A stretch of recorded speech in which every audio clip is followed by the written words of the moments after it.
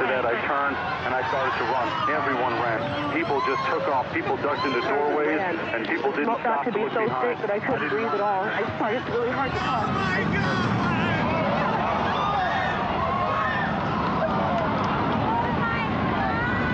They're both down now. It's just a huge cloud of smoke.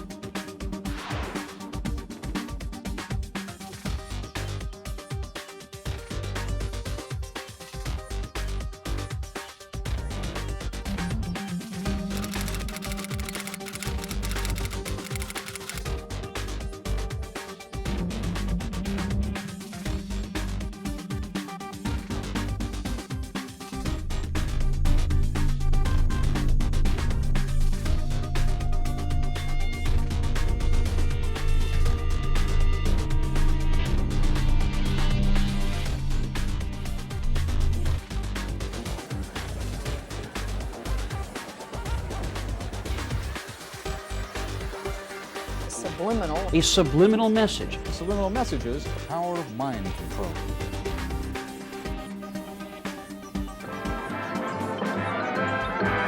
Hey, have you heard about the crazy new way to send a message today? It's flashed on a screen too quick to see, but still you get it subliminally. Ladies and gentlemen, the 59 Chevy. See it? Isn't it beautiful? You used a subliminal cut. Oh, quite a few subliminal cuts from some photos I made.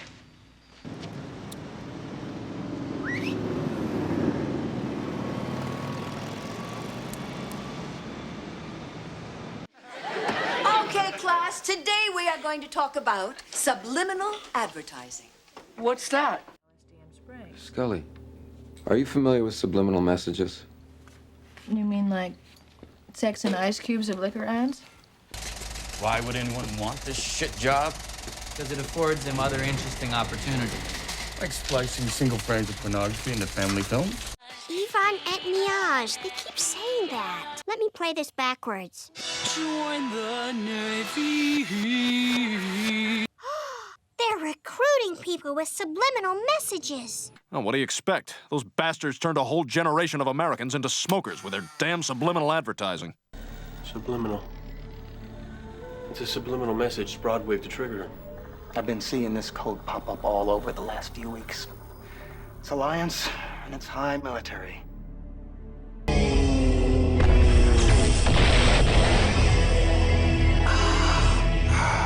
Subliminal advertising complete.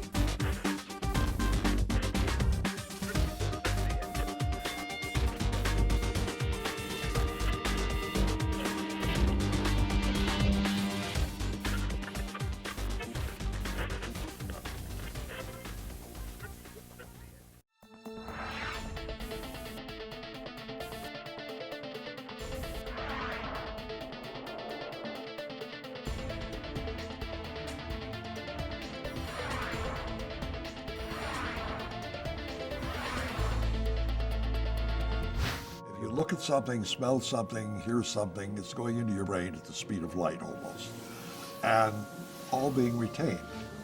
Now what comes out in terms of cognitive or conscious perception is very limited bits and pieces of this. One of the earliest acknowledgments of the unconscious process appears in some of Aristotle's writing, which goes back a good bit.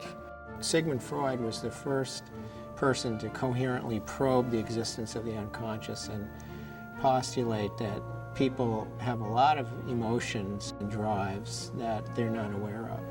Freud's theories were, at the time, very controversial. Because he was telling people, in a sense, things they didn't really want to know about. Freud used a number of techniques to determine what their unconscious conflicts were, and one of those that he was very involved with was interpreting their dreams. He felt that when people were sleeping, the barrier between the unconscious and the conscious relaxed, and the people actually experienced in the dream state their true unconscious motivations. Freud wrote an interesting book on the uses of these things socially, and he warned these are dangerous toys to play with because we don't understand them, we're not likely to understand them, and they're capable of triggering off pathological response. You know, it really started in America with Ed Bernays, who imported and used some of Freud's psychoanalytic theories to give people in their consumer choices substitutes for sort of primal urges. In his book, Propaganda, he said it was the duty of marketing people to lead an otherwise unleadable, irrational, free people to making a consensus or a decision that was a responsible decision. And so we had a marketing philosophy that was inherently about manipulating and motivating a public. In times like these, most men become highly suggestible. They listen eagerly for any voice which sounds authoritative. They listen eagerly for anyone who can tell them what is wrong and what to do to right it. And the best way to sell is to find an access to the subconscious. So you're not just presenting a product or a picture or a celebrity in film. You're making that accessible to the unconscious processes of millions of people.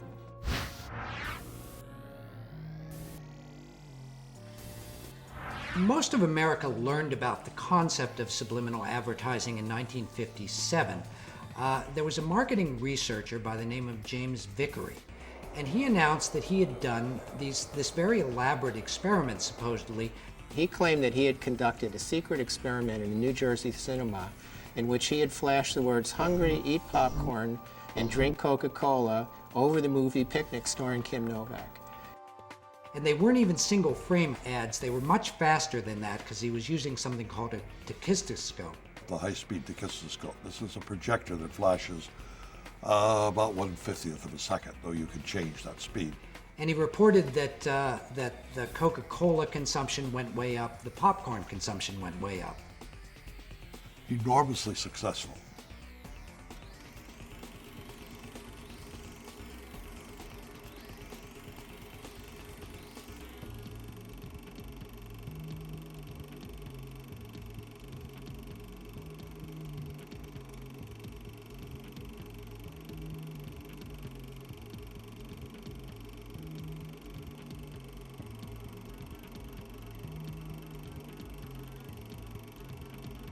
Like if you're watching a film and all of a sudden something will quickly flash that you can't actually see, and it puts it in your mind that you maybe want a Coke. In the 50s, you know, like when movies started turning out, you used to go to movies, used to put the little popcorn thing, right, subliminally there. And I've heard that they do that in like movies, like buy Coke is like flashed on the screen when it's right before the movie starts.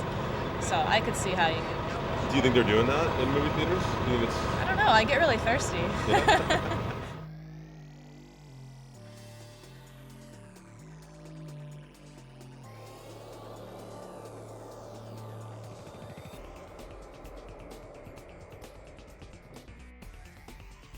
A lot of companies were interested, a number of TV stations agreed to run subliminal ads. Many competitors came into the field with other products, and Television and radio stations openly admitted that they were experimenting with it. Radio stations were going to run whispered ads where they'd whisper things like buy Oklahoma oil or drink 7-Up very softly beneath the records that the disc jockeys were playing. And it caused an outrage.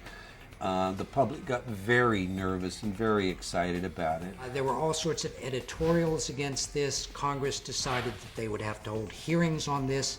Vickery went to Washington to demonstrate this process. And this led to statements like those by Norman Cousins that condemned subliminal as the most dangerous technology to have ever been developed by man.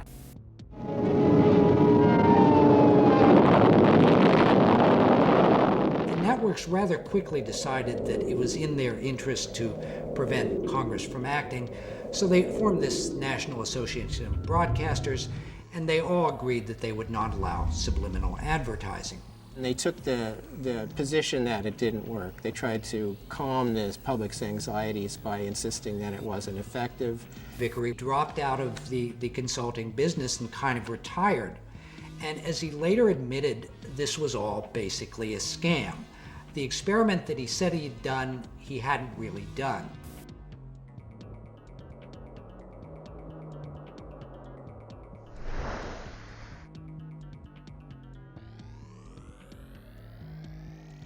They increased the consumption of Coca-Cola and popcorn enormously. And there's a little grain of truth to it. I mean, there have been other experiments. Arguably, there might be a moderate increase as a result of commands like drink Coca-Cola. It couldn't possibly amount to the statistics that he had suggested. But once you let the genie out of the bottle, it's very hard to put it back in. So we've had this almost a mythos of subliminal advertising ever since then.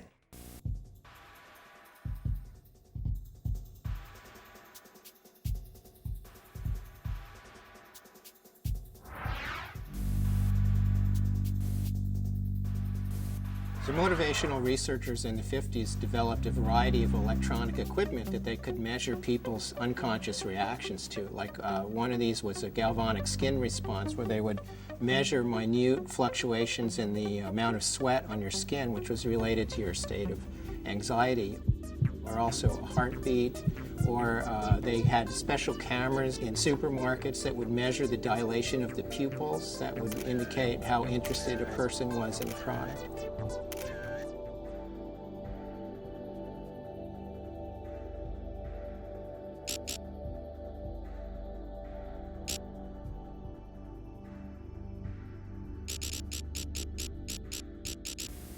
The advent of new technology, positron emission tomography, enhanced magnetic resonance imaging, etc., and we're seeing a whole lot of new research come out, shows us what areas of the brain are excited by subliminal stimulation.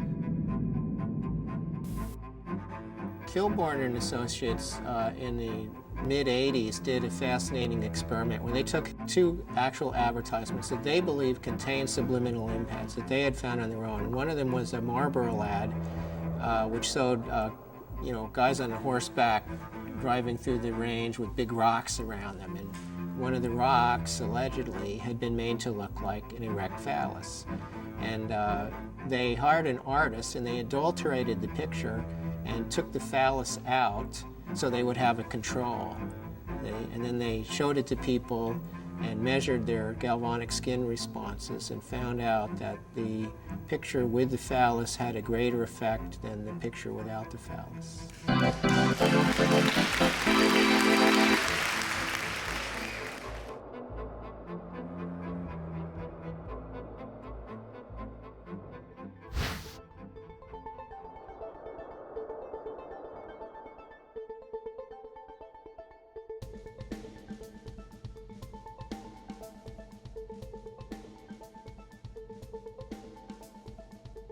We were the first to demonstrate that you could detect responses from scalp electrodes where we had a group of words that were clearly negative and words that were clearly positive.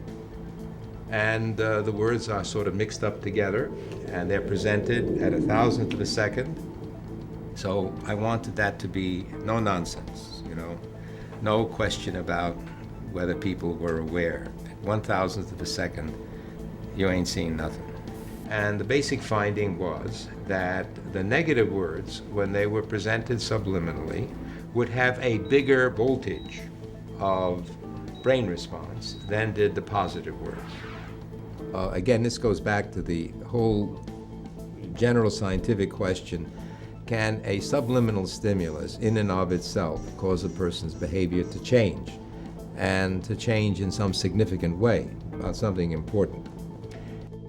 And the evidence there is problematic. There are some studies that say yes, others that say no.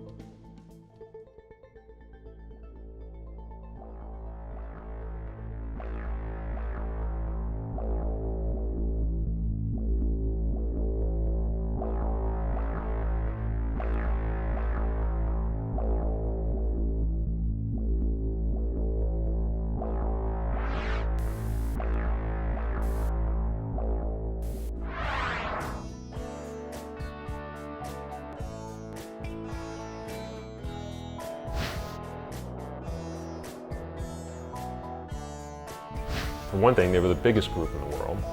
They had carte blanche at the EMI studios at Abbey Road, and therefore they could pretty much do whatever they wanted. They were also unbelievably curious.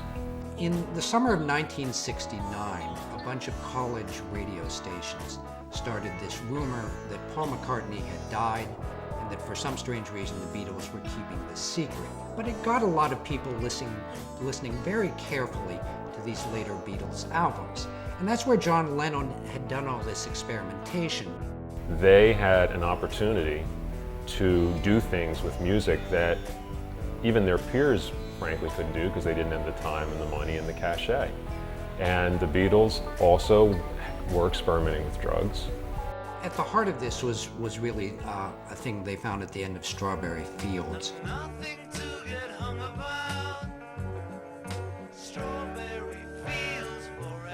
I know, I buried Paul, that kind of thing, whatever. Yes, that is manipulation. That is doctoring. But it's in the pursuit of art. It's in the pursuit of expression. Lennon later told Rolling Stone magazine that what he actually said there was cranberry sauce.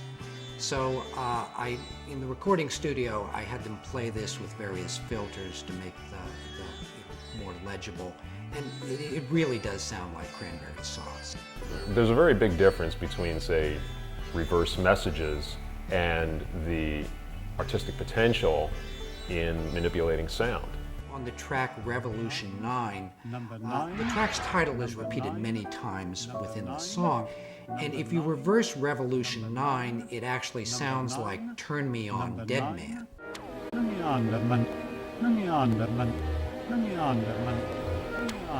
In order to write a lyric that will say one thing forwards and something else backwards, what kind of writer do you have to be?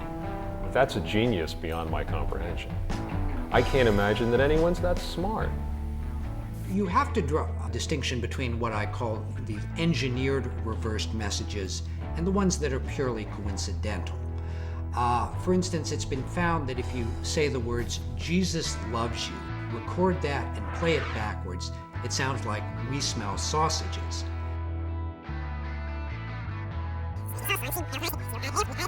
We smell sausages. What it proves is that our minds have this great pattern-finding ability, and we can really make sense even where there's nonsense there. I would think that the Revolution 9 thing is purely coincidental.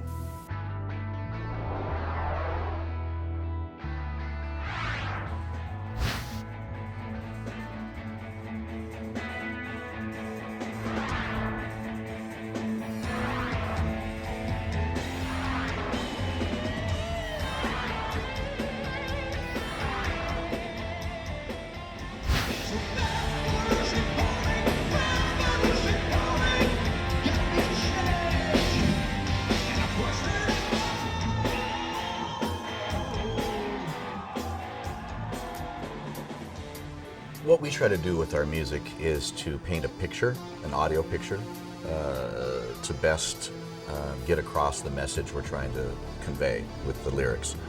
And we use whatever means we can to do that. The first album I remember hearing anything like that on was the Beatles' Sgt. Pepper. That was filled with all kinds of interesting sound collages and spoken word pieces and specialty sounds. You know, some people talk about the dangers of subliminal messages. They talk about that in music, and I think that topic itself is subjective. What is subliminal? It all depends on who's listening. You know, I hear things very clearly in records, you know, that are there because that's my gig. That's what I do. You know, I listen to things very carefully. Other people might think something's subliminal because they've never heard it before. Well, they're just not focused on it. So I think it's all kind of debatable. We'd like to forewarn you to brace yourself because what you are about to see is hardcore truth that much of the mainstream media would like to keep hidden from your eyes.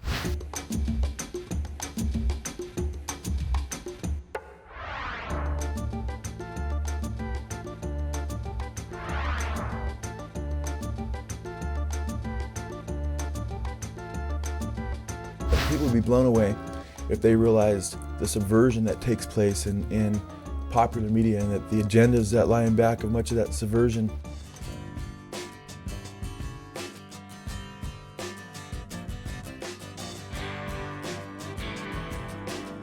Here we see Robert Plant while singing Stairway to Heaven telling his fans that sometimes words have two meanings as he signs with his hands that they are both forward and backwards.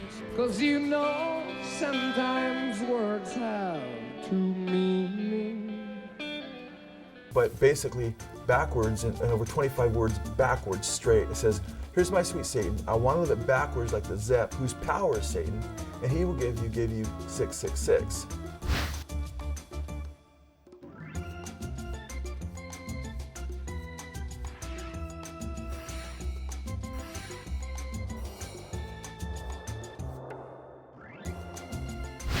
I was sitting in a room when I was producing Cinderella in about 1987. This child who was on methadone started questioning me on this backward masking. It's crap. This satanic phenomena goes far beyond the scope of human ingenuity and is demonically inspired. Bob Garcia of A&M Records stated, quote, "It must be the devil because nobody here knows how to do it." Well, there's no point to that anyway. And you can make anything up you want if you wish. So I believe personally, deep down, they know what's going on, and they were seducing their fans into, hey, you know, the whole power trip. Backwards masking is rubbish. It never happened. We never did it. That's just a fact. I was there. There's so much evidence out there, but it's under the surface at first, and I think when people begin to see it, hopefully they care enough about truth more so than experience.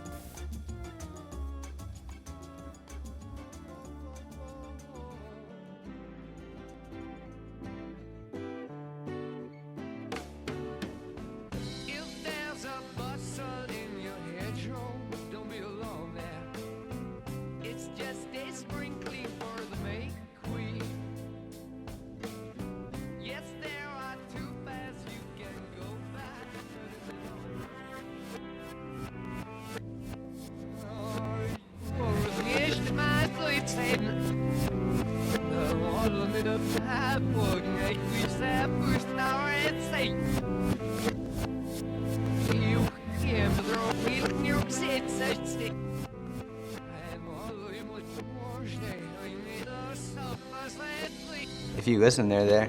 Yeah, I heard them all. That's crazy. But it was definitely put there on purpose and maybe just for certain people to hear it.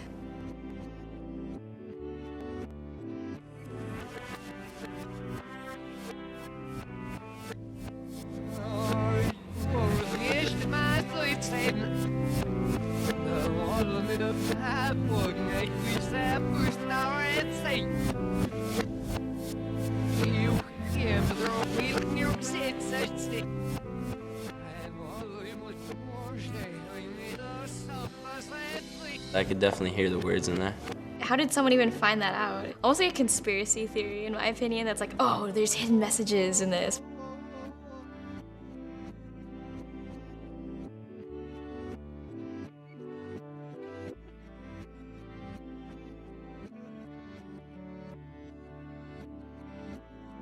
The only thing I really heard was music. It kind of sounded like it was in a different language. It was kind of scary. I mean, it sounded like it was saying something, but in a different language.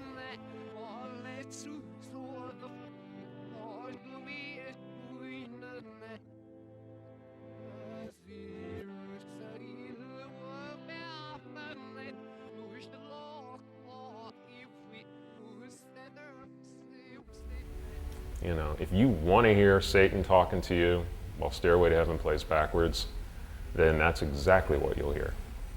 You'll find a way to hear it.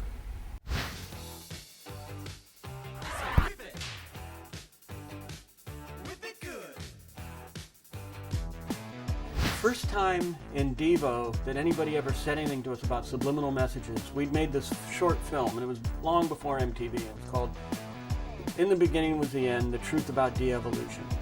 And somebody came up to us after we showed the film once, this woman, and she was really mad. She goes, I know what you're doing. I know what you're up to. And we're like, what? What'd you say? She goes, I know what you're doing. I saw it. I saw on the screen, I saw the word submit and the word obey. And we're like, wow, where'd those go? How'd those get in there? And so we were like, yeah, right.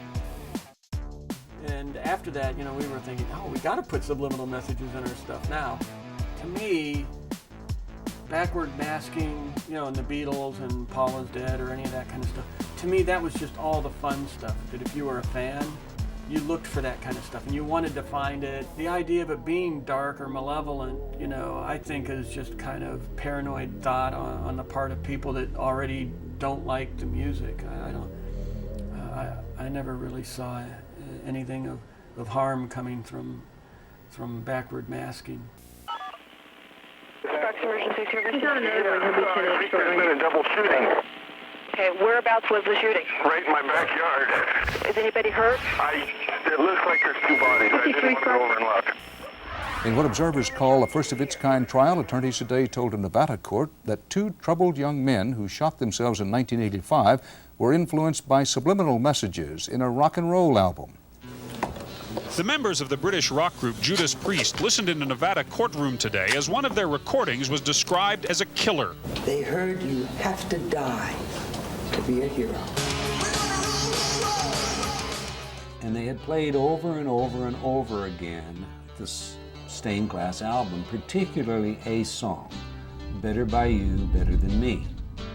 Now, what had happened is the two at a point had looked at one another and they had chanted, do it, repeatedly, do it, do it, do it.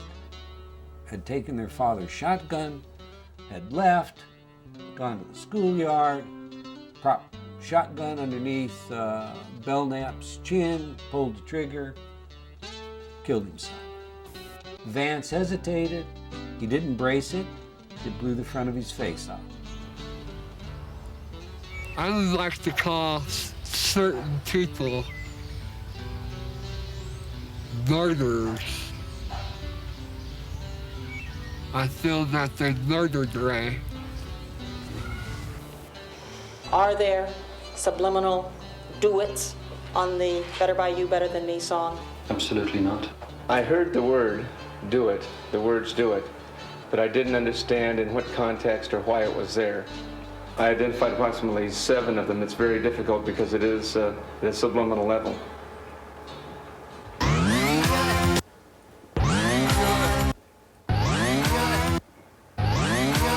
The group, Judas Priest, admitted that they had used subliminal messages on other recordings, just not this one.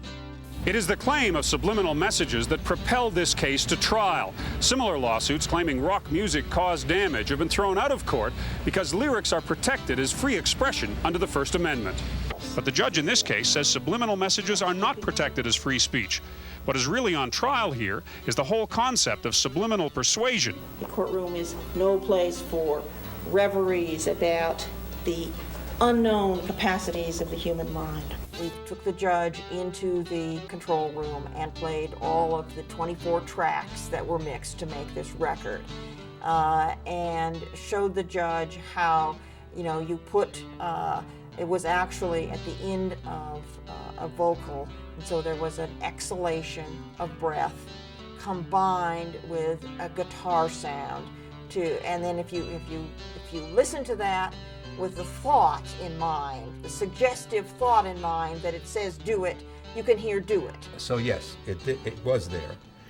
And that's what made me so puzzled when the judge concluded that if it was there accidentally. That made no sense to me at all. CBS never produced the original master.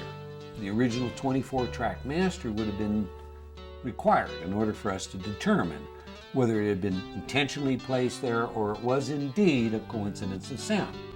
And so I argued that it was the straw that broke the camel's back.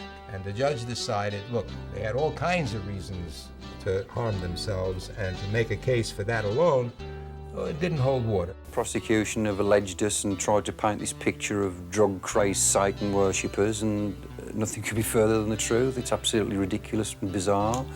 And people just don't appreciate that, we're humans with feelings like everybody else, and we don't all sing about love. We would get power from it, and our emotions would just soar with the music, and then would go up and down and up and down, and it was like a drug, like a narcotic.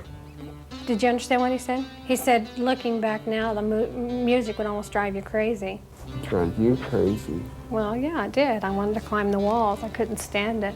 And his behavior would just change.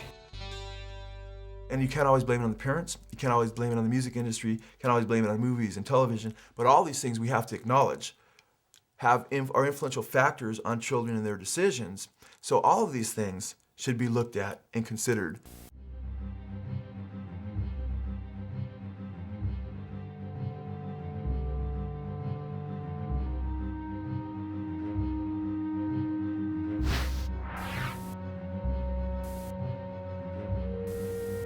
Hitchcock was really intrigued by this whole idea of subliminal effects in movies. In fact, the first time he used it was in a film called Spellbound, which was a black and white movie, but it had one frame that was in color. And it occurs when a character is actually turning a gun on himself to commit suicide. And then when he pulls the trigger, there's a single frame of red. What he had to do was to pay an artist to basically hand tint that one frame in every print of Spellbound. So he obviously took this pretty seriously.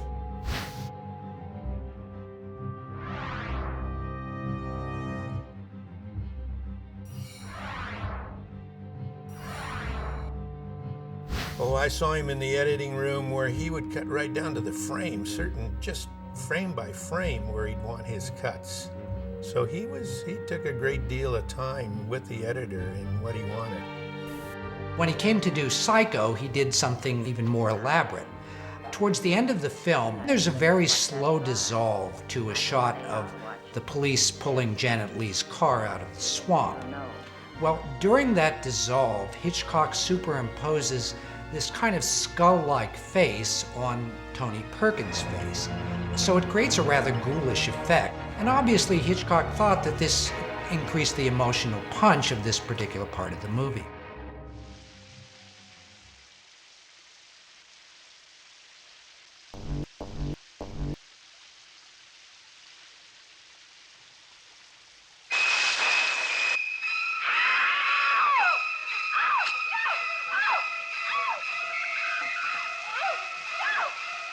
Audiences are very gullible. I just feel that you can lead an audience like Hitchcock would do, and I think you could do it with subliminal. It would be very effective. If murder and knife and that sort of thing was intentionally put in, it was done, I wasn't around, it was done when he worked with the writer.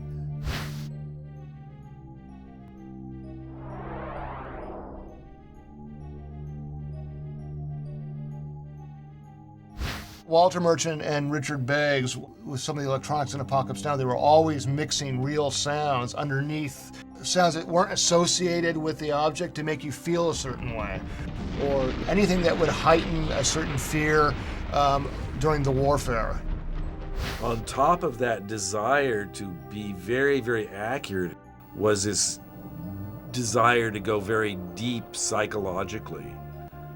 I mean, there were any number of tricks or things that happened in the soundtrack of that movie. During the helicopter attack on the village, a wooden trestle bridge is destroyed, and so these wooden timbers their explosions. Also mixed in with that were the sound of bowling pins being struck with a bowling ball.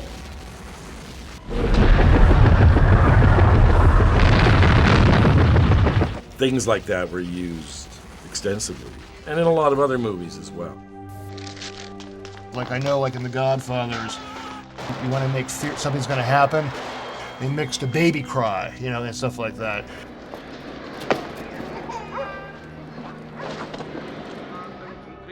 The baby crying is very, very important to pay attention to, because otherwise there's no future. That's why babies' cries are so irritating. You can't ignore it. Satan? I do renounce him. To me, that's creative, and that's tapping into this part of the brain. If you want something out in front of people, you don't hit them over the head with it, but you have it there so the audience maybe doesn't realize that, but it's imprinted in their mind that it's, when did I see that? Friedkin was another director who was rather intrigued by this idea. And in his film, The Exorcist, he actually uses subliminal shots in at least two very key parts of the film. One of them is in a dream sequence, and the other is during the actual exorcism. To tramp underfoot serpents and scorpions, to confront this cruel demon. What you see are very brief two-frame shots of this kind of cadaverous face. And so like my brothers and I would always freeze frame on that one frame, and it's terrifying. You don't even want to look at it. So it does something to you, you know? So the question is, why are you doing that? In my mind, Exorcist was a groundbreaking film. It had never been done before. So he was really experimenting with the concept of being totally afraid and fear.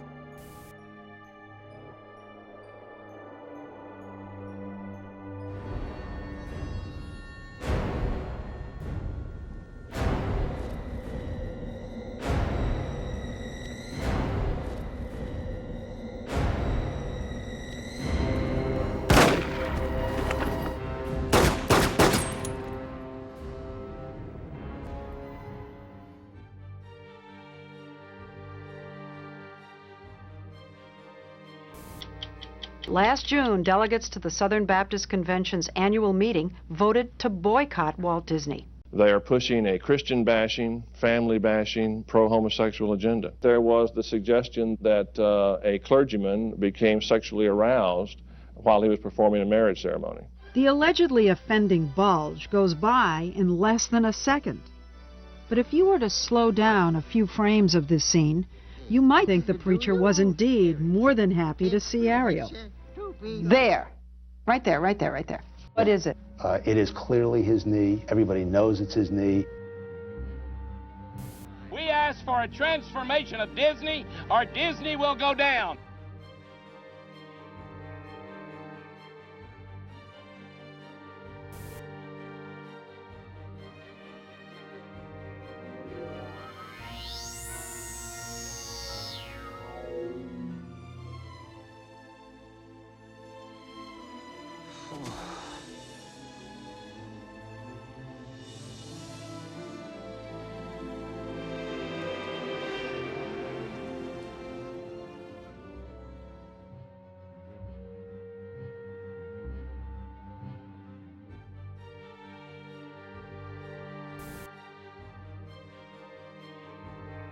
It's just people spending too much time looking for things that aren't there.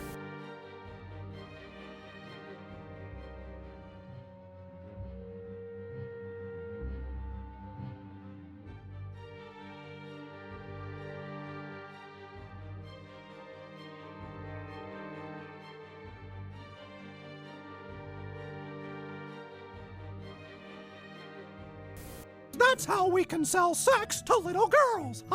See, if we make the posters with little girls reaching for your junk, then you have to wear purity rings or else Disney Company looks bad.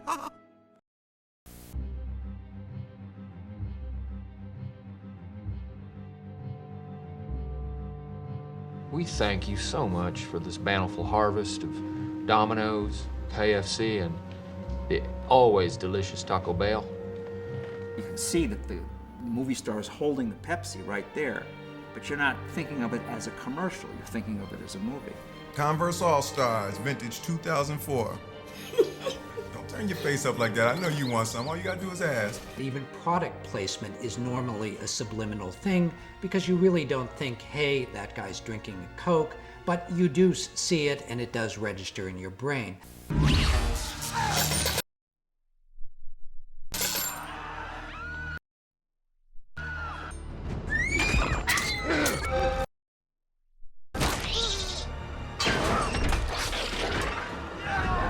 I think that's the best way to do it than hitting them over the head with a product right in their face.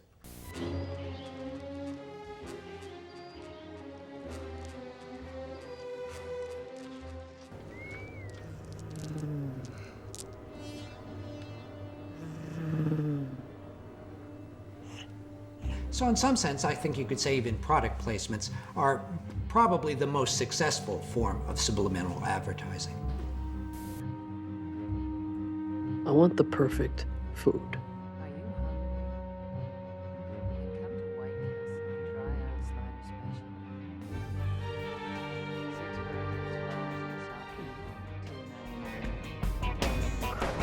Imagine all those burgers in your stomach right now.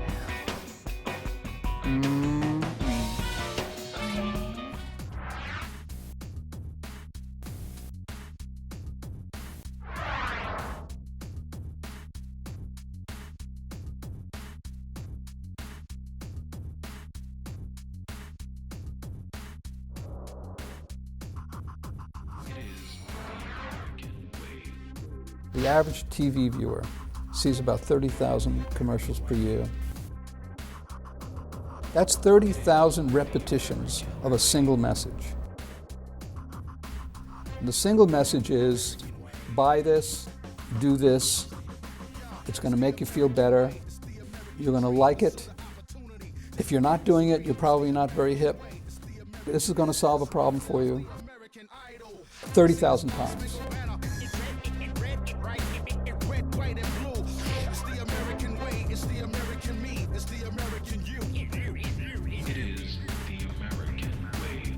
Systemically, advertising works better on people who are lonely and afraid. It's a kind of a form of reverse therapy. You know, you go to a therapist because he wants to resolve your unconscious conflicts and make you feel better about yourself. But media has exactly the opposite orientation. You need to create tension in the viewer, conscious tension and anxiety, so that they look to a product for relief. You afford not to be in good hands.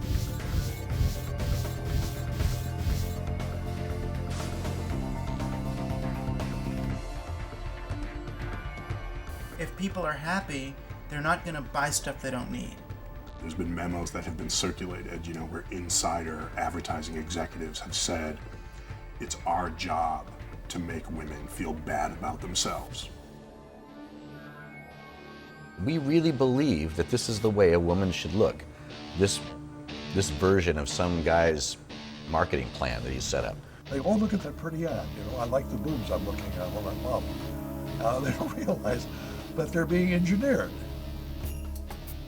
We can look at things like anorexia and bulimia, and say, as far as I'm concerned, you can look at that and say this is a media-driven event. Our families are being destroyed. I mean, we've never in the history of humanity been under an assault because we've never had mass media like we do today.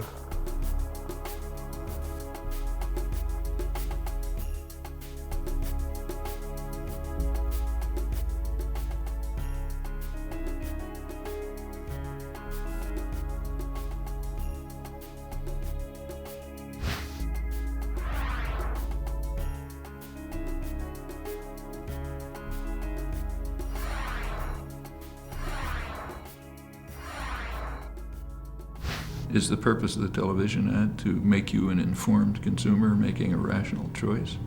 Well, the purpose of the ad is to delude and deceive you with imagery. You'll be uninformed, you'll make an irrational choice. That's what business spends hundreds of billions of dollars a year on. And the last thing they want is markets. What they want is coercion and control. You know, when Goebbels developed a powerful propaganda system in Nazi Germany, they were explicitly borrowing, very explicit, from U.S. commercial propaganda, commercial advertising, to copy these techniques.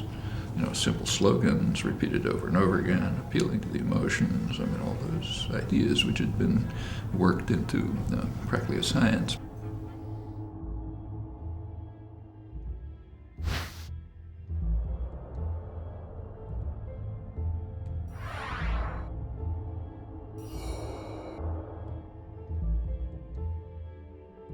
If we don't have any kind of critical analysis, some kind of overreaching way in order to analyze and understand what's being fed to us, how people can be manipulated, people enjoy the manipulation. Advertising is fun.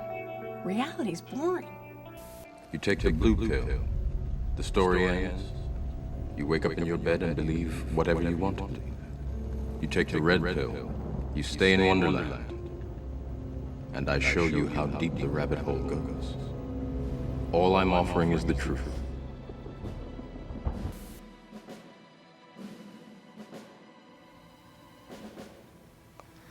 Let's see, TV pretty much.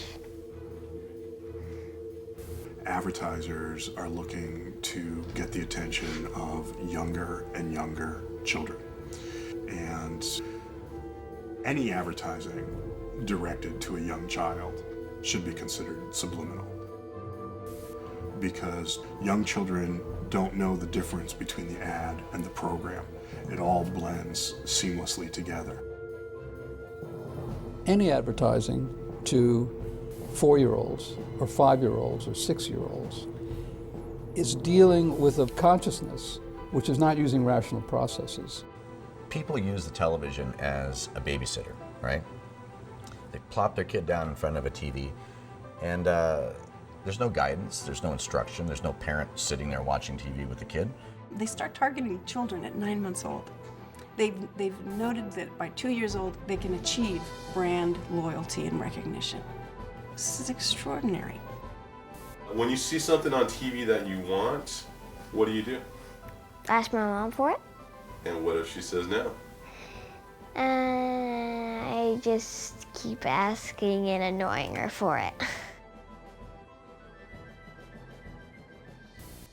You know, every psychology student discusses, of course, the 4 fundamental drives, the 4 Fs.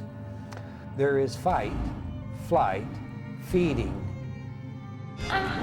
You never forget the 4 Fs when they're explained to you that way. Our society, largely driven in part by advertisers motivating us to consume, we end up with the 5th drive. It's more. More.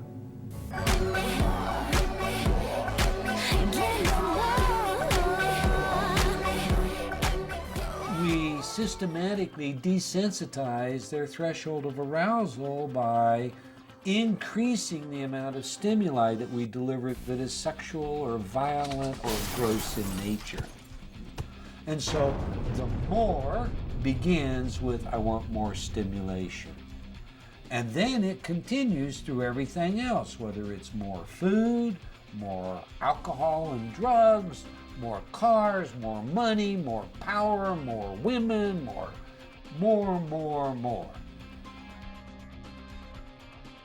I mean, why are people maxed out on their credit cards and buying things that, you know, who knows if they need them or not? I mean, consumerism becomes a secular religion where we use certain material goods to fill holes in our souls. Any one of us can be trapped by this. I mean, I would ask anyone to look around their house at how many things that any of us have bought over the course of the last 10 years we don't use. Simply knowing what's going on is not going to protect you from the effect. You can know perfectly well that they put this gorgeous model in an ad to get you all excited about Coors beer. The fact is, it's still going to work. We're all consuming and acting and behaving precisely the way that they want us to. It's what the church does, it's what monarchs did, it's what advertisers do, and and the game continues. Some are wondering if perhaps there was a subliminal ad, a flash of a commercial product seen on the show.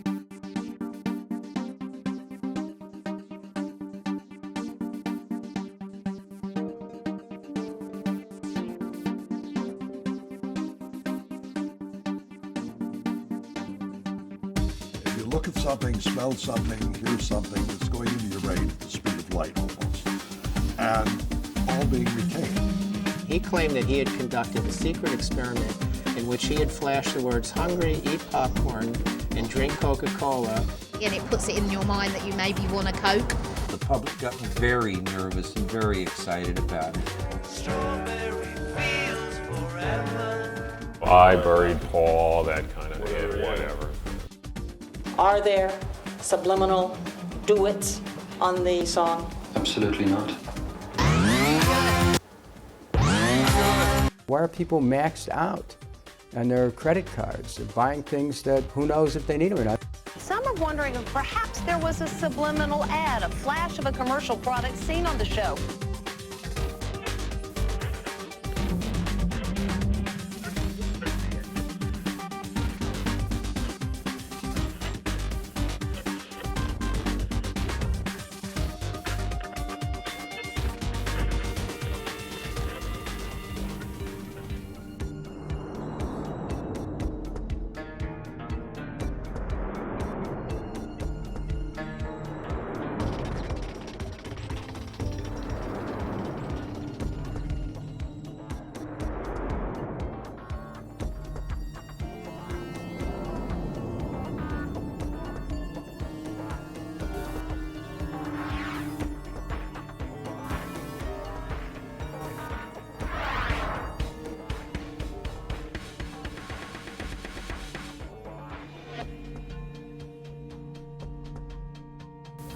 In the research that was conducted by the Roper organization, they found that 57% of Americans believe that subliminal advertising happens.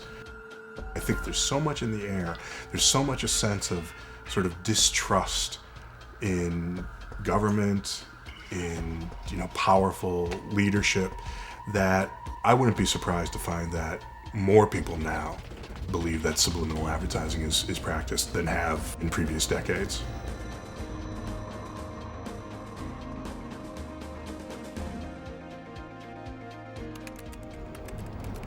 I'm sure it does. Can't say I've ever picked up on it myself. There's gotta be something, but I haven't really noticed that. Not as much. I don't think nowadays. I think it's pretty straightforward. Well, I think there's certain advertising companies, that for whatever, trying to market an item, just subliminally, they'll throw something in and then you don't even think about it.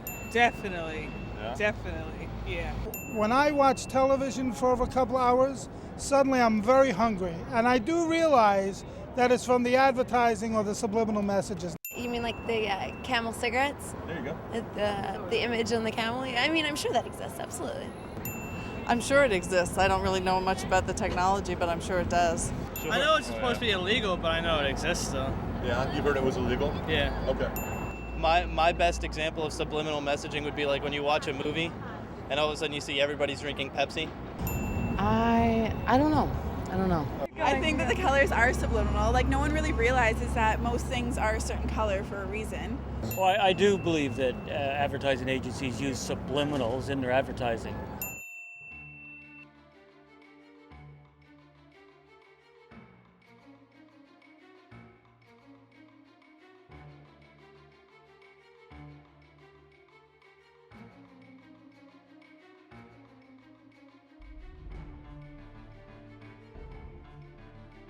To be effective, a subliminal message has to either stimulate an unconscious anxiety or satisfy an unconscious fantasy. You discover very quickly that the human brain is extremely sensitized to things that deal with the beginning of life, reproduction, sex, as we vulgarize it, and the end of life, death. Now, if you can plant something in there that's strongly motivating, sex and death, the unconscious will remember that for a long time. We don't know for how long.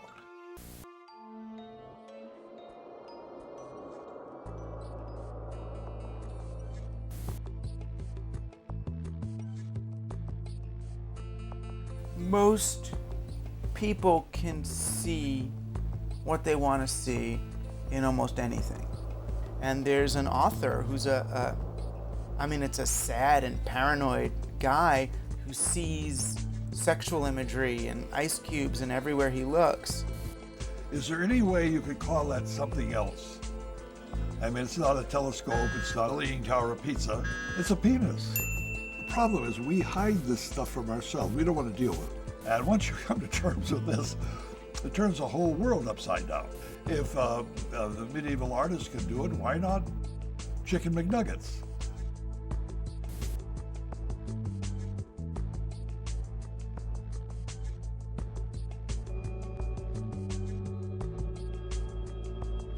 The SEXs are all over the crackers. Makes them taste better. I love Ritz crackers. The fact that he made some allegations that are not credible doesn't mean that the substance of what he had to say wasn't, logical and totally persuasive.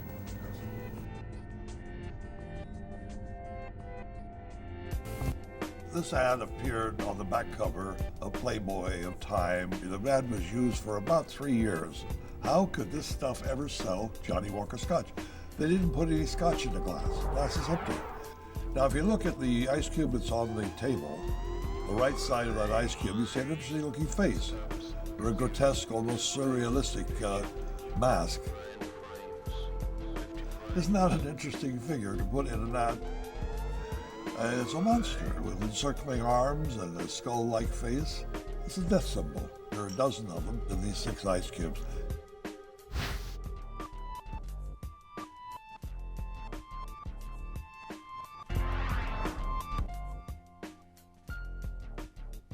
The predominant trend in modern subliminal advertising seems to be sexual assault or sexual violence. And this is an example of that. If you look at her facial expression, it could be that she's finding it extremely unpleasant. And the person on the left seems to be violently ripping her necklace from her throat. Well, it reinforces the idea that women are victims and that it's sexy for a woman to be a victim. And that's very powerful and very important to maintain status quo in our culture. And that's how you can convince men also that she deserves to be violated. She wants to be hurt. She's, look at her. This Benson and Hedges ad first appeared on the back cover of Time magazine and also in We magazine. On a conscious level, the ad is promising sexual excitement, but at an unconscious level, it's stimulating sexual anxiety. And the reason is that a lady's backbone has been carefully airbrushed to resemble an erect male phallus. Anxiety is associated with the consumption of cigarettes. We all know that people smoke more when they're nervous. It's totally logical to think that making them nervous induces them to smoke more.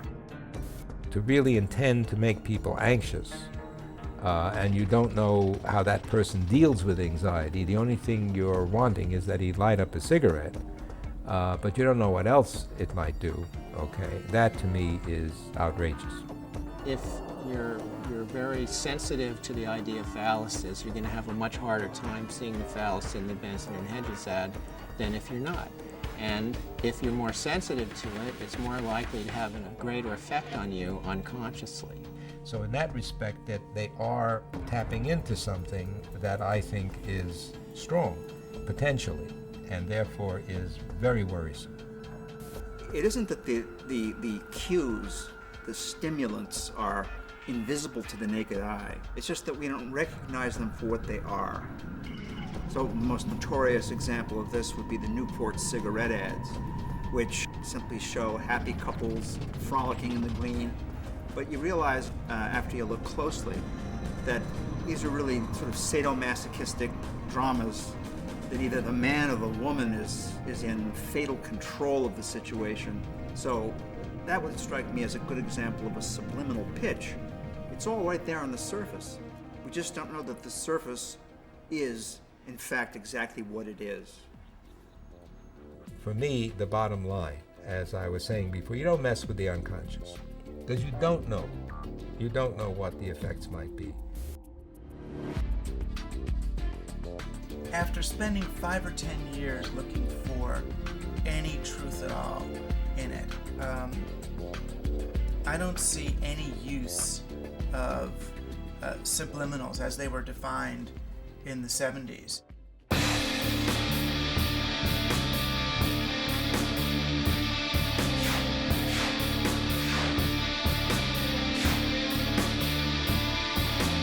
Why waste your time wondering what's wrong, wondering what's right in front of your eyes, or what makes you sick? Don't waste your time wondering what makes me tick. Invisible truth, invisible lies, invisible man behind the curtain. Why waste your time questioning shit? You know it, but you can't be certain.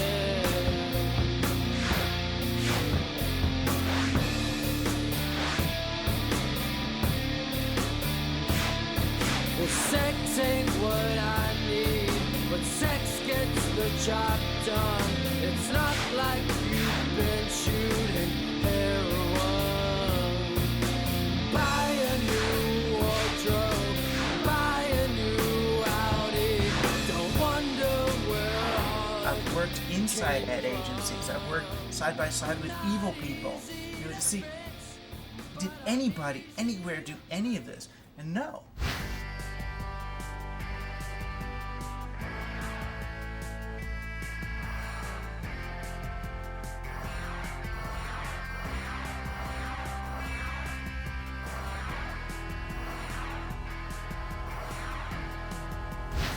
I remember the first commercial I ever did was a Hawaiian Punch commercial.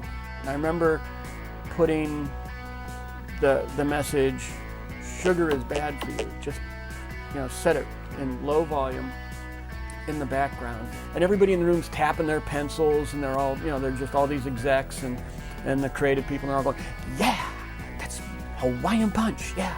And they're just like singing the song, and they're just like, and we're looking at each other and we're like, nobody heard it yet. And it was like, sugar is bad for you. Went down on the commercial, and it went out nationally. And we found a whole list of things that we were able to easily put in a commercial and never once got stopped. They must work, because we said something. I remember doing a Levi commercial and saying something like, this is the uniform of the WAD.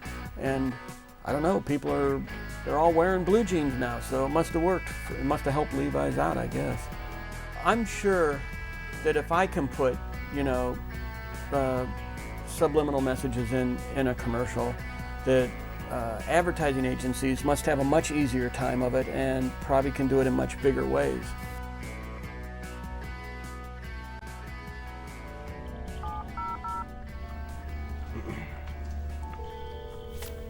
Good afternoon, Amalgamated. This is Carmen. And we were wondering if someone from Amalgamated would be interested in meeting with us. Good afternoon, that must be a BBL. Can you tell me who you're transferring me to? Good afternoon, JW. Send him a voicemail. Please leave a message for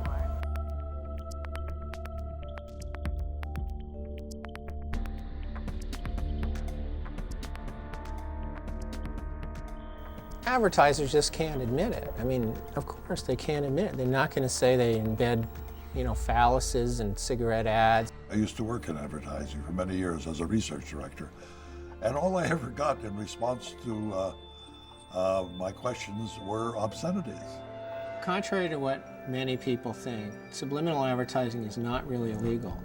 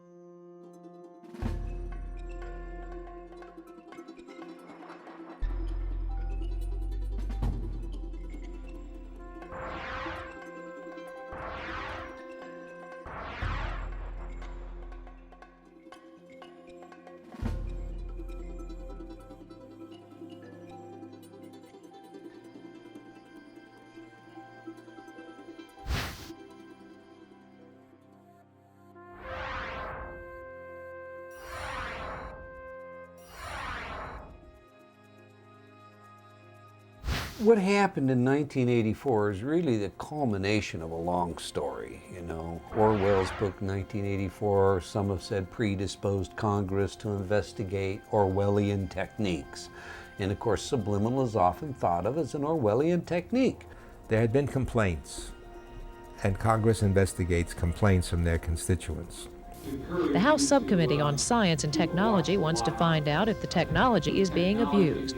Kansas Democrat Dan Glickman is chairman. I myself think that subliminal communication clearly has a twilight zone implication to it. I think it's incumbent upon us in Congress to at least explore the issue to see how widespread it is. The veritable who's who of the advertising world appeared, and they argued subliminal does not work. We don't use it, and we don't use it because it doesn't work. University of Michigan's Dr. Howard Chevron called for a moratorium on the technique until further study is completed. Although this may sound like science fiction, we may be on the threshold of invading the individual's perhaps last stronghold of personal privacy, his own inner thoughts. My estimation is that they certainly got sufficient evidence that something along those lines was happening. The conclusion in their report was that it was unlikely to be having the effects that were claimed. The law in Congress did not pass. The laws didn't pass anywhere in any state because of what I believe was a deliberate disinformation campaign designed to make the public feel comfortable. We don't use it, and if we did, it wouldn't work. In front of you is a manual. This manual was sent to me and is a training manual of one of the largest advertising agencies on the planet. And this training manual, in a very sophisticated way, lays out several ad campaigns that have actually run. Major products, how they embedded both taboo imagery, devils and whatnot, and sexual imagery. So, not used, I know that is just flagrantly false. There was a memo, which I have a copy of at home, from the National Association of Advertising Agencies that went out to every advertising agency in the country advising them what to do if I come to town.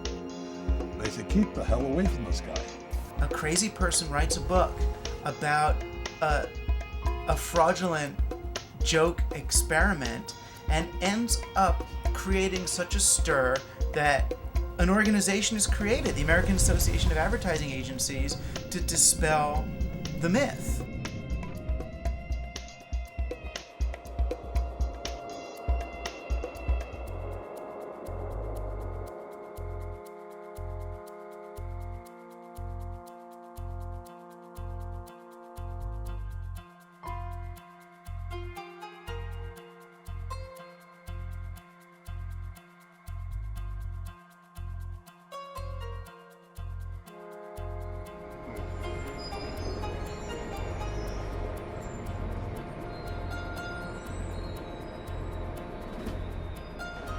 here to see Kip Chang. From what company? 4A.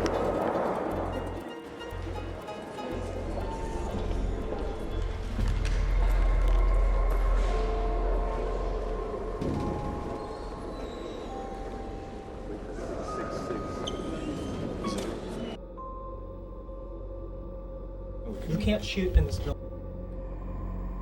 The fact that you won't meet with me. You know, You guys out. I will talk to you. Okay.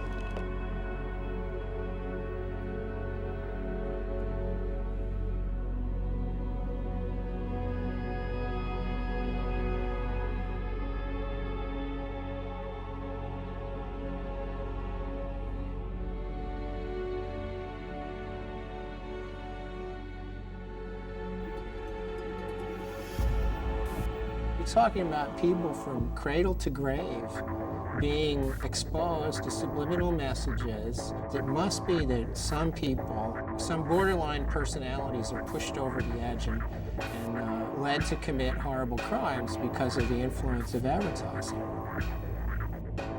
There is loose in their towns people like me today whose dangerous impulses are being fueled day in and day out by violence in the media in its various forms, particularly sexualized violence.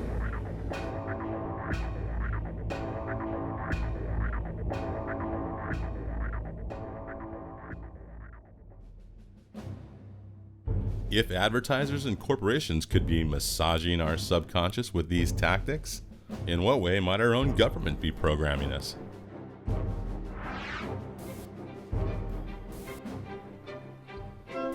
In the 2000 presidential campaign, George Bush ran an attack ad against his opponent, Al Gore. The Bush prescription plan, seniors choose. And at the end of the ad, it said, bureaucrats decide. And for a brief second, for about a 30th of a second, the letters RATS got very large. When this came out, it was a very big deal for at least 1.5 news cycles. Well, some people in the advertising industry say they believe the inclusion of the word rats was intentional, even if it was not designed to send a subliminal or subconscious message. Now, that is not an accident. Will Robinson is a Democratic media consultant not associated with the Gore campaign. He finds it implausible that no one noticed the word rats when the ad was in production. Someone made a decision to put that word up on screen and make it part of the spot. And they worked hard to make sure it was that way. The Bush campaign, of course, has denied this. They say that it was an accident. Just ask the man who made the so-called rats ad, Republican consultant Alex Castellanos. Let me see if I can say this more clearly for you. I didn't know it was there. It's a ridiculous thing. There is no secret rat strategy to win an election that I'm aware of. You had both Gore and Lieberman decrying this use of subliminal advertising. I find it a very disappointing development. I've never seen anything quite like it. George Bush was forced to do his best to disassociate himself from this entire thing, which he actually did very effectively. You know, the idea of putting subliminal messages in the ads, I don't think we need to be subliminal about the differences between our views. Subliminal messages. You talk about subliminal. So if the guy can't pronounce it, he couldn't have been behind it, I guess. The ad has run 4,400 times in 16 states, including big battlegrounds like Florida, Michigan, Ohio, and Pennsylvania.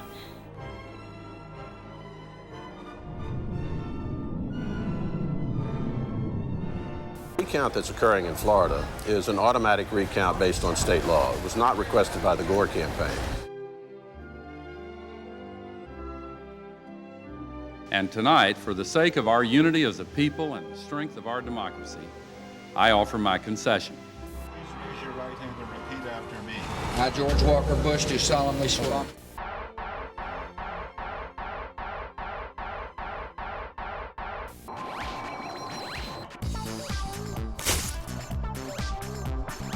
This week on Science Sensei. Remember subliminal advertising? Now, cognitive scientists at Hebrew University in Jerusalem have shown that some thoughts and behaviors can be affected subconsciously and subliminally by commonly used symbols. They asked Israeli volunteers to complete a computer-based survey about their opinions on core issues in the Israeli-Palestinian conflict. But for half of the volunteers, subliminal images of the Israeli flag were flashed throughout the question and answer session. The flashes were 16 milliseconds, faster than we can do here. You might expect that exposure to such a strong nationalistic image would polarize people to one political extreme or the other. But in this case, the subliminal image of the flag pulled people from both ends of the political spectrum toward the middle compared to the control group. And phone calls to these people after the elections confirmed that most of them followed through when they actually voted. This research is important because it shows that subliminal messages can affect your attitude and behavior. For Science Central News, I'm your Science Sensei. I'm Science Sensei and I approve this message.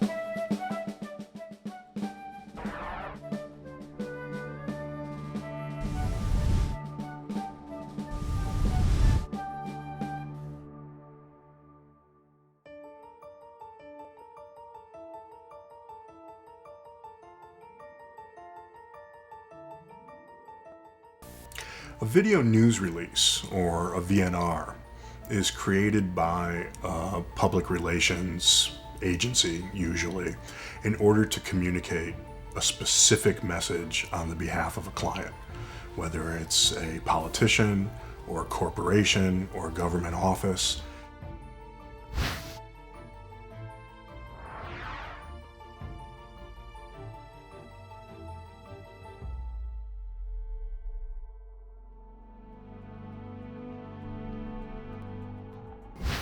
The use of video news releases has to be challenged at every level in this country, VNRs as they're known. The government puts them out, corporations put them out.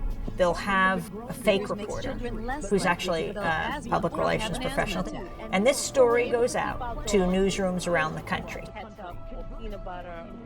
So there are people watching a program that they think is news, but the actual news reports aren't news reports at all, but are paid advertisements that look like news reports. This is someone pushing a product, but it's presented as a fair and balanced report, which it, of course, isn't. While I don't know if I would call that subliminal, I do think that it fits into this entire environment of so much of our media operating on a below the radar, below the threshold of consciousness. There are hundreds of channels. Can they all be doing this? What matters, though, is not the channels. It's who owns those channels. And that issue of media consolidation is critical. The rise in the use of video news releases has a great deal to do with the conglomeration of the mass media.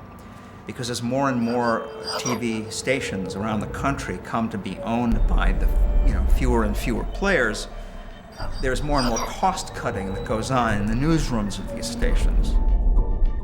You know, when you look at a media environment where only 5 or 6 companies control the vast majority of the world's media, and they work in collaboration with each other, and they share members of boards of directors and things of that nature, like in the same way that I say we have to broaden our concept of subliminal, I think we also have to broaden our concept of what a conspiracy is. They're using our airwaves, and they have a responsibility to bring out the full diversity of opinion and to get to the truth, not to bring you news stories that are disguised as their own when they're simply government or corporate propaganda. I think that we're censored heavily without us even realizing it. I mean, just omitting a story from a newspaper is censorship. That happens every day. This is why media monopoly matters. You really can silence different views. You can silence dissent when a few media moguls own so much, when you have just a few framing who is right and who is wrong, who is evil and who is good. The Bush-Cheney administration has used VNRs to push their prescription drug plan, and they've used it particularly heavily in trying to spread the word about the weapons of mass destruction inside Iraq. That is no longer a mainstream media. That's an extreme media beating the drums for war.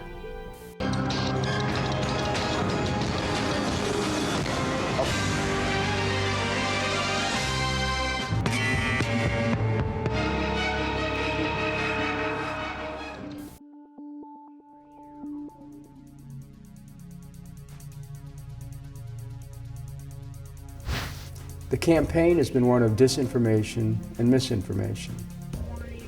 The war in Iraq was based on lies. That's generally accepted.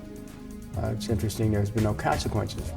This administration has sunk to the lowest level to use media and to use certain forms of it to deceive a nation. Iraq's weapons of mass destruction. A clear threat to the United States. And there's dozens of ballistic missiles. It has sponsored and sheltered terrorists. Paying suicide bombers. Chemical weapons are equally true. Biological weapons, including anthrax and botulism toxin. Biological and chemical agent to kill millions of people. I remember the Secretary of State saying we have to take the war to them before they bring it to us. It simply makes no sense to wait any longer. Take action before it's too late. Delay in decision and inaction could lead to a massive and sudden horror. But there should be criminal implications for this kind of behavior. I think it's both subliminal and definitely very obvious. I mean, you have in the lead up to protests the alert levels going up, people being afraid. What does fear do to a people? Number one, it blocks their thinking. And if you continue to drum away that we're in danger of being attacked all the time, then people do not broaden their thoughts. It's our responsibility as journalists to let the public know who is paid by what corporation, or if they're representing the government. Otherwise, it's unforgivable. The media is our lens on the world, and it is absolutely critical we trust that media. Because ultimately, when people are terrorized, when people are targeted, when people are marginalized, that does not make any of us safer. Peace, not war, is our natural condition. Those who would bid us to war must be challenged.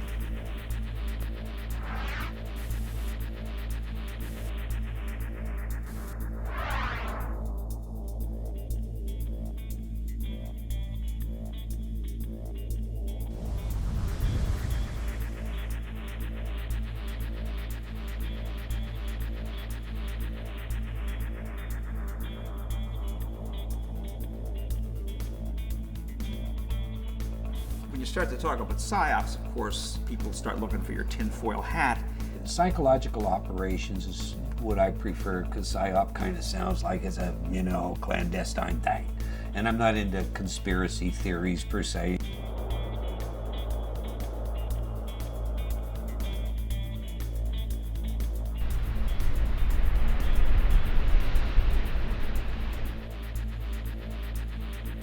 The fact is that highly sophisticated ways of incapacitating people, of terrifying them, making them anxious.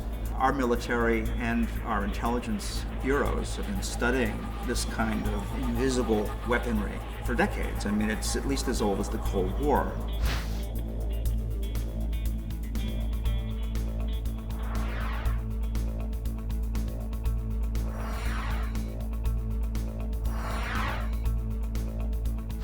Emphasis then is how do you crank out leaflets and things of that nature. Of course, technology has moved considerably since then. The focus today has shifted dramatically to, I think, a more generic term of perception management. How do you project the image of the Army in this day and age? The U.S. government and military has poured hundreds of millions of dollars into propagandizing the Iraqi people, in paying newspapers, reporters, editors to plant stories in Iraqi media. Now, what does this do? When you talk about the U.S. military forces moving forward and there being victory, and Iraqis on the ground seeing that what they're seeing in their newspapers and on television doesn't reflect the reality, it undermines any kind of growth of democracy, because then they have no confidence, no trust of their media.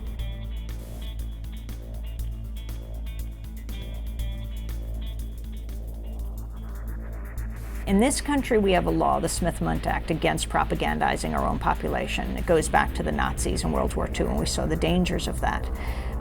It's all justified by saying, no, it's giving information to other countries. But Donald Rumsfeld has made it pretty clear that the success will be when it blows back.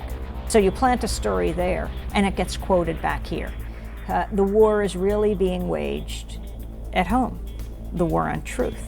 In today's day and age, as we know, information is global and instantaneous, so the ability to keep information out of American hands extremely difficult.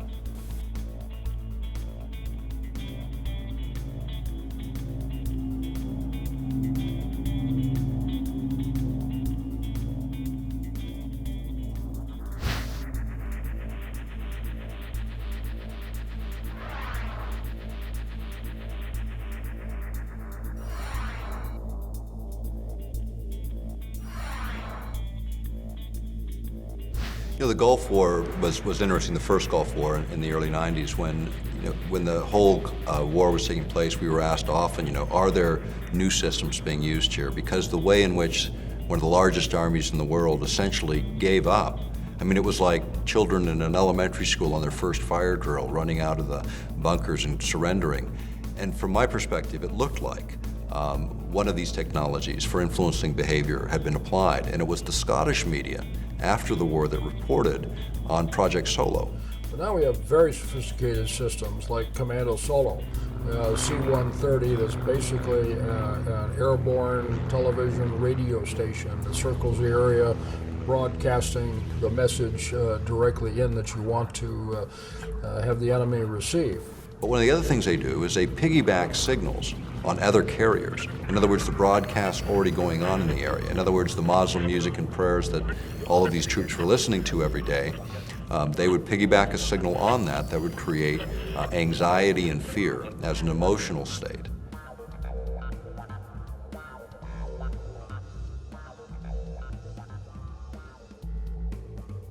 Not that I'm aware of. To disclose these technologies, this changes everything. One of the finest articles on the subject is an article called "The Mind Has No Firewalls." And if you look at it, it is a fine explanation of all of the various ways to carry a signal in that would influence human behavior at a distance. Whether you use TV, radio, electrical grids, the internet, all of these things can be effectively used and have been demonstrated. These technologies that we're talking about today, because the American public wouldn't accept them, because the American public would see them as a violation of the Constitution, the only way they could be introduced is an environment of fear. And what environment do we have today? You know, this is an Occam issue, Occam's razor. The simplistic stuff works.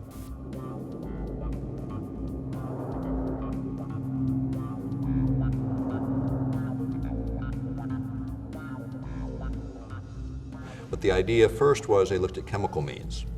Telepathy, LSD, all of the psychoactive drugs to see what would happen. They also started to look at electromagnetic means, even as early as that, to manipulate behavior. Eventually, it came out on the President's Commission on the CIA activities within the United States that eventually showed that the CIA had been involved, and the FBI involved, and other agencies involved in mind control techniques being applied against American citizens without consent. And MKUltra was a part of that.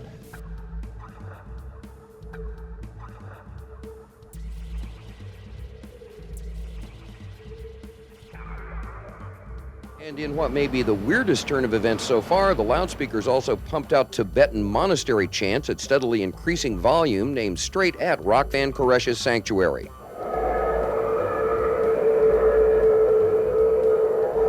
They were warned that this could heighten matters, and they decided to take the risk, and those loudspeakers that were on vehicles were actually also delivering other information.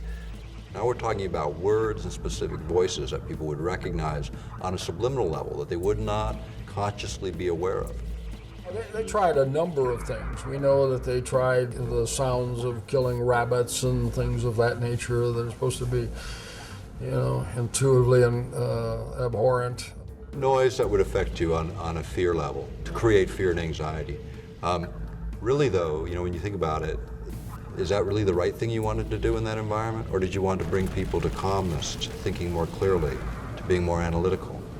You know, what they did is they agitated the situation. They created an explosive situation. The results are now clear.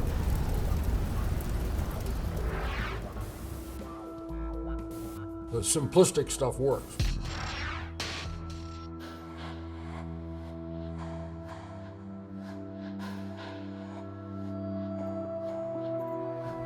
HAARP is the High Frequency Active Auroral Research Project. It was originally a joint effort of the Air Force and Navy. It's now run by DARPA.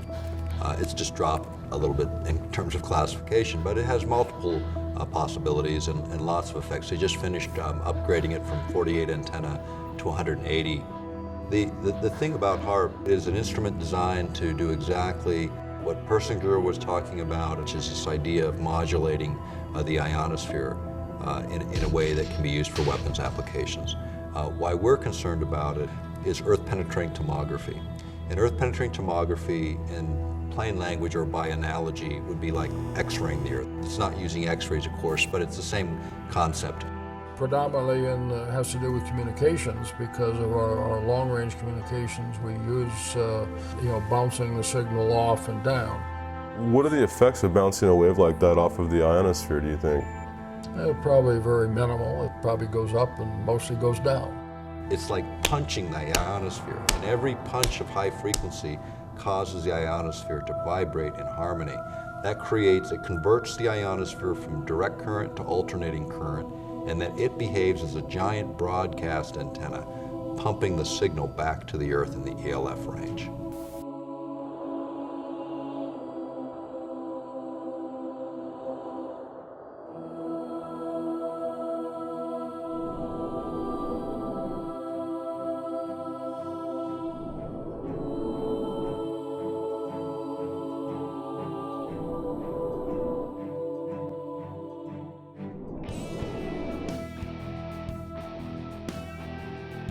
In the case of ELF, where you have these very low pulsed signals, you get what's called a frequency following response, an FFR in the literature, or brain entrainment is often referred to in that way. And this is where the brain actually locks onto these external signals, even these very, very subtle signals. It locks on and begins to mirror. And so the brain patterns fall into those patterns, which is a change in emotional state. In the conspiracy arena, they talk about a whole host of effects, up to and including turning people into zombies or whole societies into zombies and all that. Again, the evidence against that is I haven't got any societies of zombies. Our Bob Tube is doing a pretty good job on that, by the way. Only look at them. You know, when you talk about conspiratorialists, let's talk about the military and what their job is. Their job is to think of every horrible situation that could ever occur and then develop a plan around it. That's conspiracy theorist at the ultimate level, with billions and trillions of dollars to spend to figure it out.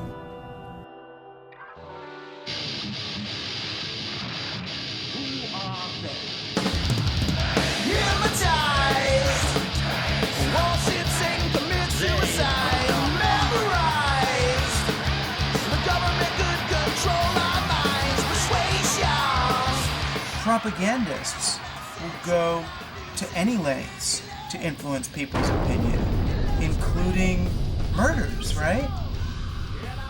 I mean, whoever's responsible for 9/11, were they doing it to kill those 3,000 people, or were they doing it to influence the world?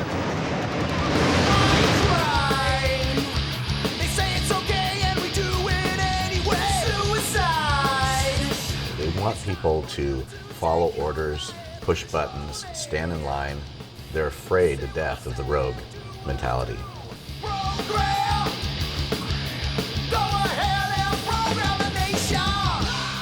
When you manipulate people, it's anti-democratic. What you're really trying to do is you're trying to control people. People don't need to be controlled. They need to be able to make their own decisions.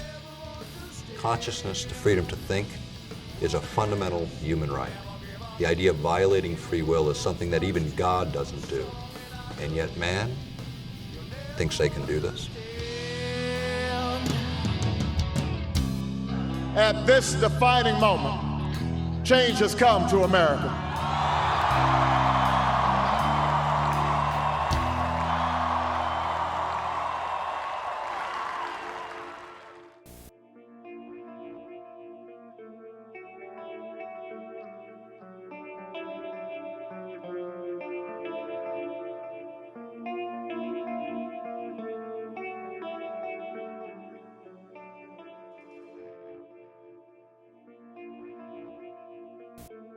Baghdad, 3,966. Lives have glamour. I am the queen of opulence. This is mass madness, you maniacs! In God's name, you people are the real thing. We are the illusion. So turn off your television sets. Turn them off now. Turn them off right now. Turn them off and leave them off. Turn them off right in the middle of the sentence.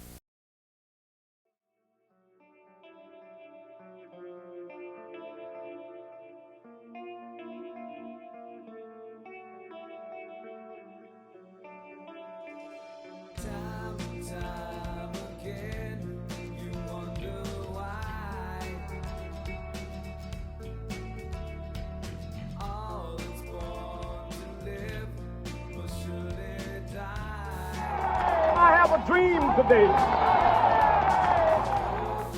Ask not what America will do for you, but what together we can do for the freedom of man. You've got to put your bodies upon the gears and upon the wheels, upon the levers, upon all the apparatus, and you've got to make it stop. And you've got to indicate to the people who run it, to the people who own it, that unless you're free, the machine will be prevented from working at all. If we can get a critical mass of people thinking a direction, it will influence and change the rest of the world. This collective mind, this mind field, tend to lead me to believe that that might be the greatest hope man has.